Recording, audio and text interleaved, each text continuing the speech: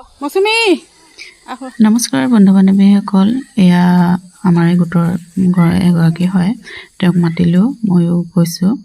লগত আমি হয়তো বহুত দিনেই হৈ গ'ল উদ্যমিতা আঁচনি যিখন ফৰ্ম ফিল আপ আমি কৰিছিলোঁ সেয়াৰে এতিয়া শেষ পৰ্যায় পাইছেগৈ এইখিনি আমি গোটেইখিনি এটা গোট খালোঁ 10,000 টকাটো যিটো চৰকাৰে দিম বুলি কৈছিলে সেইটো এতিয়া আমি পাম বুলি ভাবিছোঁ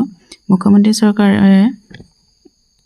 আমাক এখন ইনভিটেশ্যন লেটাৰ পঠিয়াইছে গোটেই গোটবিলাকক